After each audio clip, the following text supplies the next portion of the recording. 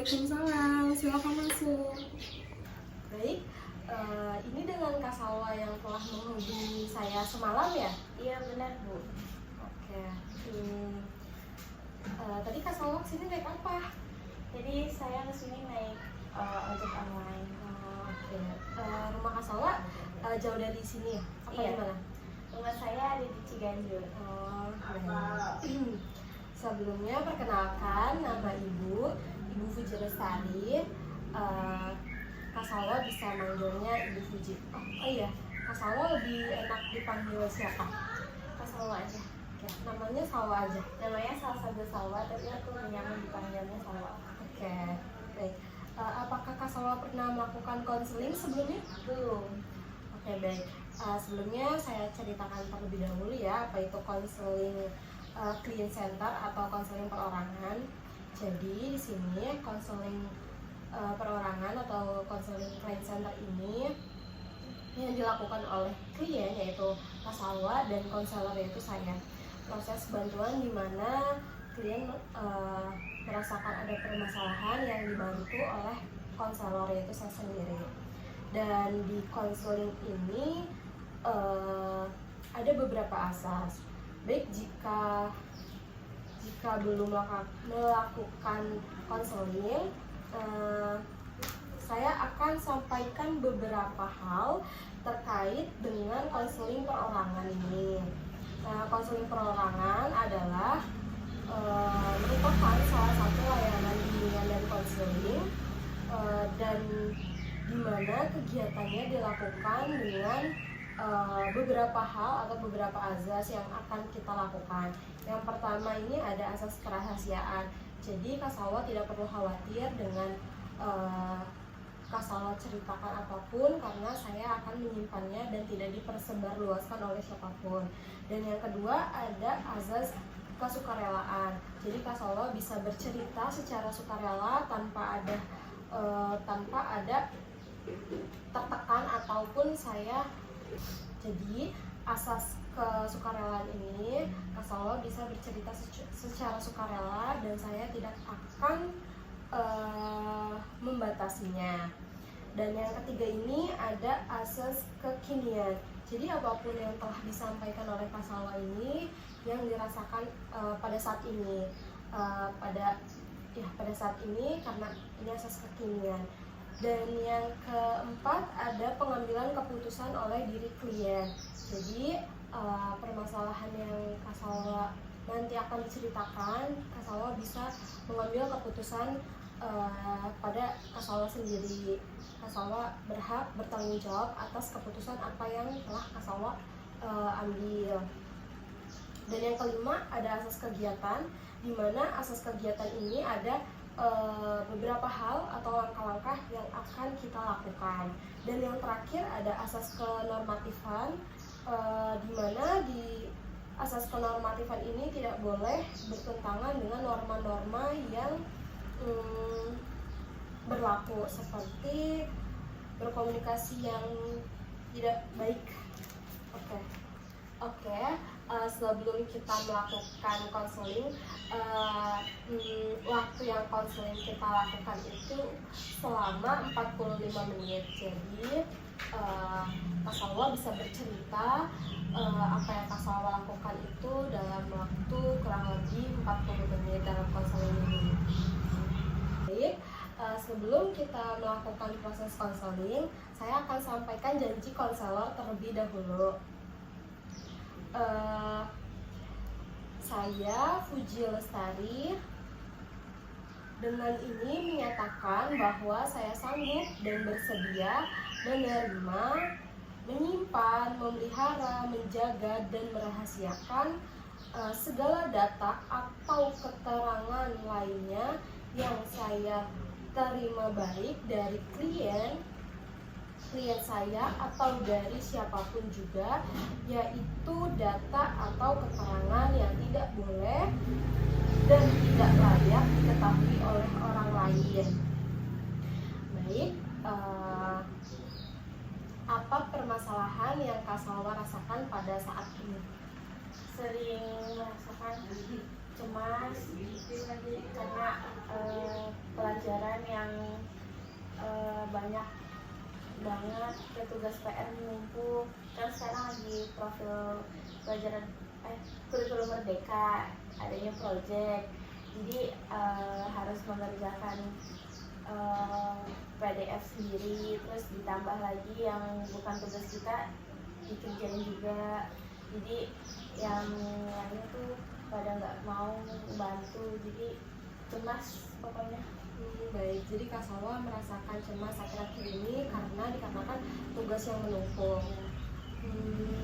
Hal apa yang biasanya Kak Salwa lakukan ketika Kak Salwa cemas? Biasanya meninggalkan semua pelajaran dan keluar buat nenangin pikiran dulu. Nanti kalau udah tenang baru pulang lagi buat lanjutin tugasnya. Apakah Kak Salwa pernah mengerjakan tugas bareng-bareng teman gitu seperti itu? Pernah, itu cuma berlaku 2 kali doang. Sebenarnya tugas project itu lumayan lama, jadi kayak kita harus mengerjakannya rame-rame setiap hari. Cuman ini karena banyak banget yang pada nggak bisa dan nggak mau buat ngerjain, jadi cuma 2 kali terpenuhi doang. Tapi apakah Kak Salwa nyaman dengan melakukan mengerjakan tugas bersama teman-teman? Enggak sih. Enggak. Makanya dari itu Kak Salwa melakukan pertemuan mengerjakan tugas bareng teman-teman itu cuma 2 kali ya. Baik. Kalau boleh tahu itu mengerjakan tugasnya ya secara individu atau secara kelompok? Secara kelompok, cuman karena mereka tidak terlalu memikirkan tugas itu, jadi kayak mereka lempar ke yang biasa ngerjain tugas. Baik, seperti itu. Jadi di situ tugas kelompok, tetapi yang mengerjakan cuma kayak beberapa orang. Oke. Apakah nanti namanya ditulis atau enggak? Karena dia enggak mengerjakan tugas itu. Sebenarnya sih nggak perlu tulis, cuman gurunya bilang masukin aja namanya. Tapi dari beberapa orang yang mengerjakan merasa nggak adil karena mereka tuh nggak ikut ngerjain, tapi ada nama mereka di situ, mereka nggak bantu apa-apa, jadi kayak enaknya di mereka, kitanya yang nggak enak. Baik. Jadi setelah melakukan itu Kak Salwa merasakan kesal juga? Iya, merasakan kesal banget. Terus apa yang Kak Salwa lakukan kepada orang tersebut? Memberitahu kalau itu tugasnya kelompok, jadi nggak boleh nggak mau bantu harus dibantu. Jangan mau enaknya aja, kita juga capek pikir materi-materinya, dan kalian tidak terima jadi beres, ada nama, ada nilai. Oke, baik. Jadi sebelumnya Kak Salwa telah menyampaikan ke orang tersebut bahwa kesalahan Kak Salwa ini kesal pada dia terhadapnya. Baik. Setelah itu apa yang dia lakukan kepada Kak Salwa? Mereka kayak bilang, ya maaf ya, soalnya kayak kita nggak ngerti. Terus saya sama yang lain juga bilang kayak, kenapa nggak nanya kalau nggak ngerti, kita kan rame-rame, kita harus saling membantu, tapi kalian malah sibuk sama tim kalian sendiri, sama aktivitas kalian sendiri, nggak mau mikirin ini project rame-rame. Oke. Tapi guru tersebut apakah ngasih nilainya yang seimbang atau ada yang berkurang gitu setelah Kak Salwa ceritakan? Dikasih nilainya malah seimbang, karena kayak gurunya itu biar nggak dipikir anaknya ini tuh males, jadi dikasih nilainya seimbang sama yang ngerjain PPT-nya. Karena saja Kak Salwa Iya. merasakan kesal dan cemas ya, karena gurunya emang iritasi ya. Apakah Kak Salwa pernah bertanya kepada guru tersebut bahwa kan itu kan nggak adil, dia ini tidak mengerjakan, tetapi kenapa mendapatkan nilai yang sama terhadap kita yang mengerjakan? Apakah Salwa pernah bercerita atau Pernah. Dan tanggapan guru itu bilang, kalian ini satu kelompok, nggak usah nanti ibu ngasih nilainya yang gak seimbang.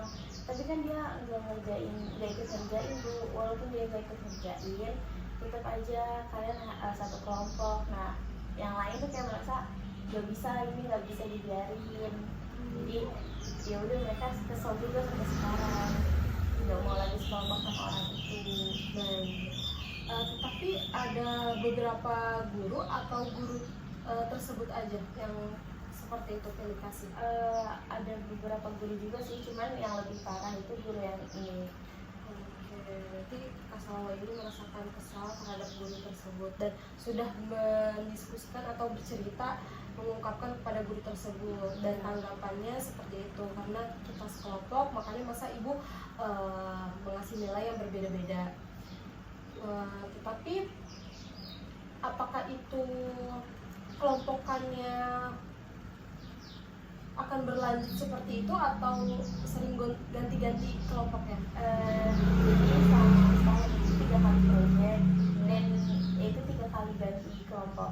Tapi kadang yang misalnya yang nggak ikut ngerjain tuh ada yang ikut lagi 2 atau 1. Jadi kayak aduh males nih sama dia, pasti bakal sama lagi. Karena tidak terlihat perubahan Iya. ya pada dia. Kalau boleh tahu itu satu kelompok berapa orang? Ada 9 orang. Ada 9 orang. Berarti yang nggak mengerjakan itu cuma kayak 2 atau 3 gitu? Tidak. Oh, 3 orang. Dan itu tugasnya membuat PPT. Iya, jadi kita bikin produk dan itu kita mikir sendiri tanpa bantuan guru. Itu tuh benar-benar nggak boleh ada yang salah. Kalau salah kita bakal ngulang lagi. Jadi itu benar-benar nguras energi otak banget. Oke, karena itu termasuk tugas akhir atau bukan? Iya, itu tugas akhir. Oh, oke, baik. Setelah itu kan Kak Salwa udah bercerita nih cemas, kesal kepada guru yang pilih kasih dan temannya yang tidak bisa membantu project yang telah Kak Salwa lakukan. Setelah itu apakah ada yang Kak Salwa rasakan lagi? Nggak ada, cuma kesel aja sama dia dan nggak mau sekelompok lagi sama dia. Kalau emang sekelompok ya dia harus ikut, mau nggak mau harus ikut ngerjain, dipaksa, harus dipaksa. Kalau nggak dipaksa dia nggak bakal mau ikut juga. Oke. Tapi Kak Salwa ini kan ada 3 orang ya yang nggak mengerjakan itu, sudah berbicara secara personal kepada ketiga itu atau cuma ke 1 orang doang? Udah 3-3-nya dan tanggapan mereka sama, kayak kan gak ngerti ini proyeknya apa, kan bisa nanya. Dan sebenarnya nggak malu, dia malu buat nanya sama orang. Jadi kayak jangan dibiasain gitu, soalnya ini proyeknya penting banget, nilainya tinggi banget, jadi jangan main-main sama proyek. Sebenarnya dia maaf ya. Berarti selama berdiskusi di sekolah maupun di rumah itu kan dia selalu seperti itu sikapnya. Ya, dia selalu mentingin aktivitas dia sendiri, nggak mau ikut sama kelompok. Jadi kelompok kerjainnya di mana, dia malah adanya di kantin atau lagi di perpustakaan main game. Oh, berarti dia tidak berdiskusi bareng kelompok bersama kalian? Pernah sekali 2 kali doang, itu waktu diawasin sama guru doang. Selebihnya dia udah nggak mau ikut lagi. Baik, apakah itu siswanya lelaki atau perempuan? Laki-laki. Dan ketiga itu semua Iya, laki-laki? mereka itu berteman bertiga, jadi kayak udah terbiasa gitu. Baik, jadi mereka emang satu geng, jadi Iya. yang satu tidak mau mengerjakan, berdiskusi, makanya ke distract untuk ke kantin, mainan game, Iya. seperti itu. Oke. Apakah di kelompok yang lain ada juga siswa yang seperti kelompok Kak Salwa ini? Ada, cuma 1 kelompok juga. Oh, jadi Tapi sama dia cuma ada 1 orang doang. 1 orang. Jadi itu berteman berempat, yang 3-nya ada di kelompok aku, yang 1 di kelompok teman aku. Oh, jadi satu kelas itu Kak Salwa dibuat berapa kelompok kalau boleh tahu? 36, jadi 4 kelompok, 9 orang 1 kelompok. Oh, berarti yang nggak mengerjakan itu, yang siswanya yang jarang mengerjakan, jarang berdiskusi itu cuma 2 kelompok. Iya, Baik. Selebihnya kelompok yang lain baik-baik saja. baik-baik saja. Tapi itu apakah Kak Salwa nggak mau memilih teman atau dipilih sama gurunya? Kelompok tersebut? Sebenarnya itu peraturannya boleh memilih, cuman gurunya itu maunya yang milih gurunya sendiri. Jadi biar seimbang lah, biar adil seperti itu. Oke, jadi di kelompok tersebut tercampurlah antara laki-laki dan perempuan seperti itu. Oke, baik. Setelah Kak Salwa tadi bercerita, apakah ada hal yang Kak Salwa rasakan lagi? Ada. Setelah dari anak itu, aku merasa kalau guru yang membela dia itu guru-guru yang selalu diintai sama anak muridnya.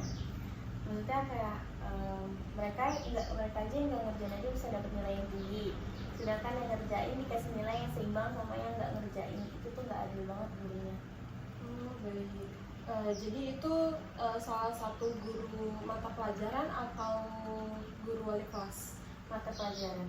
Mata pelajaran. Kalau boleh tahu itu mata pelajaran apa ya? IPS. Oh, IPS. Jadi setiap pelajaran IPS ini guru tersebut sama pilih kasih kepada siswa yang lebih rajin dibanding sama siswa yang biasa-biasa aja seperti itu. Tapi hal apa yang Kak Salwa lakukan kepada guru tersebut karena dia tidak membimbing dengan bersama gitu, merangkul bersama? Merasa kayak kenapa nggak seperti guru-guru yang lain, misalnya yang bisa ngerangkul anaknya yang kurang memahami. Dan kalau ini tuh kayak nggak bisa, dia tuh nggak mau ngerangkul murid-murid yang kurang memahami. Jadi kayak yang kurang memahami tuh jadi kayak aduh, ini punya guru kayak gini gak enak banget, jadi apa-apa yang gak ngerti kita nggak bisa nanya. Soalnya kalau nanya juga nggak bakal dijawab. Ya, seperti itu gurunya. Lalu apa yang Kak Salwa lakukan kepada tugas-tugas Kak Salwa? Kan tadi udah nanya ya ke guru tetapi tidak dijawab. Lalu apa yang Kak Salwa lakukan? Mau gak mau harus nanya sama murid yang jadi murid kesayangannya itu. Walaupun ada rasa sedikit kesal, cuman jalan satu-satunya cuma itu. Soalnya kalau gak ngerjain soal tuh bakal kena hukuman juga. Apakah Kak Salwa pernah berbicara kepada guru tersebut bahwa Kak Salwa kesal nih, ibu ini nggak adil gitu? Apakah Kak Salwa pernah melontarkan? Pernah. Terus tanggapan ibu tersebut bagaimana? Katanya ibu kurang adil apa sama kalian, ibu kan selalu membantu kalian. Tapi kata murid-murid yang lain, enggak, ibu nggak pernah membantu kita tuh selalu sendiri. Ibu selalu mementingkan murid-murid yang lebih pintar dari kita, yang lebih bisa memahami pembelajaran ibu. Jadi ibunya itu membela diri ya. Bahwa dia kurang adil apa seperti itu. Tetapi Kak Salwa kan pernah nanya nih kepada kepada murid yang kesayangan ibu mata pelajaran tersebut, apakah murid tersebut menjelaskan ketika Kak Salwa bertanya? Menjelaskan itu dia menjelaskan yang penting-pentingnya doang. Jadi dia nggak jelasin secara detail, jadi sedikit memahami tapi ada nggak memahami. Tetapi dia mau menjelaskan. Baik. Lalu siswa-siswa yang lainnya juga seperti itu bertanya kepada murid yang rajin itu atau bagaimana? Mereka tuh udah merasa kesal sama murid itu, sama guru itu, dan yang menjadi andalan mereka buat nanya satu murid yang netral, yang nggak memihak siapa-siapa, yang tengah-tengah. Oh, baik, seperti itu ya. Tetapi murid yang netral itu satu orang itu mau diajak sama, karena dia nggak mau berpihak ke yang mana-mana, nggak mau kemana, nggak mau di tengah-tengah aja gitu. Oke, baik. Berarti setelah ini yang Kak Salwa rasakan itu permasalahannya kesal juga terhadap guru, terhadap teman, seperti itu. Apakah Kak Salwa pernah bercerita kepada wali kelas gitu bahwa kayak Bu, guru mata pelajaran IPS ini kurang adil, atau Kak Salwa bercerita curhat kepada wali kelas? Apakah pernah? Pernah. Dan tanggapan wali kelas saya itu juga merasakan hal yang sama, kalau guru ini tidak adil sama anak muridnya. Soalnya dilihat dia setiap ditegur ada anak murid yang mengadu, dia selalu membela dirinya. Jadi kayak saya kurang adil apa, emang guru saya selalu membantu anak-anak dengan baik, padahal anak-anak selalu mengadu dia tidak diperdulikan sama guru itu. Ya, tidak adil seperti Iya. itu ya. Lalu apa yang wali kelas sampaikan kepada anak-anak yang udah mewakili untuk mengadu bahwa guru tersebut tidak adil? Apa namanya, cukup sabar aja, memang gurunya begitu, suatu saat dia pasti bakal ngerasain juga hal yang sama. Oke, baik, berarti oke, baik, berarti permasalahan tersebut sudah disampaikan kepada guru yang bersangkutan dan wali kelas pun telah turun. Apakah Kak Salwa pernah meminta ganti guru tersebut mata pelajaran IPS dikarenakan tidak adil ya? Apakah pernah murid-murid meminta ganti guru? Nah, Nah, hampir semua kelas gurunya nggak mau diajar sama guru itu karena emang benar-benar meditasi. Dan ada satu guru IPS yang baik banget, semuanya pada pengen sama guru itu belajarnya, cuman guru itu nggak bisa buat nge-handle semua kelas. Dan guru yang meditasi ini juga tetap membela dirinya kalau dia tuh adil sama anak-anak. baik, seperti itu. Berarti Kak Salwa udah bercerita, sudah mengadukan pada wali kelas dan memang tanggapannya seperti itu. Lalu apa yang Kak Salwa rasakan? Kan nggak diganti nih, nggak dilakukan tindak lanjut terhadap guru IPS tersebut. Jadi Kak Salwa gimana selama belajar dengan guru yang Kak Salwa tidak suka? Mencoba buat tenang, tapi walaupun nggak bisa tenang, cuman harus tenang, membiasakan diri untuk selalu mandiri, biar nggak nyusahin guru itu, karena guru itu nggak suka disusahin. Kalau boleh tahu itu gurunya perempuan atau laki-laki ya? Perempuan. Oh, perempuan. Iya. Kalau orang lain yang lihat dia mukanya agak judes, Berarti agak kayak orang nggak suka gitu. tapi galak juga atau Galak. Oh, galak juga. Tapi dia selama mengajar itu menjelaskan secara detail atau masih tugas habis itu dia selesai? Dia masuk kelas, ngirim PPT ke grup. Setelah dikirim, dia cuman memanggil satu anak yang pintar itu buat ngejelasin, dan anak itu menjelaskan yang penting-pentingnya saja. Sedangkan di PPT itu banyak materi yang belum dipahami sama murid-murid yang lain. Oke, baik. Berarti emang gurunya Iya. permasalahannya di guru tersebut. Oke. Selanjutnya apakah Kak Salwa ingin bercerita yang lain lagi? Tidak. Baik. Berarti proses konseling ini kita sudahi saja ya sampai di sini. Berarti Kak Salwa tahu kan ya apa yang akan Kak Salwa lakukan, dan bagaimana tanggapan Kak Salwa kepada kelompok yang tidak mau berdiskusi, tidak mau berkontribusi dalam kelompok itu. Kak Salwa sudah menemukannya tadi. Kalau boleh tahu sekarang bagaimana perasaan Kak Salwa?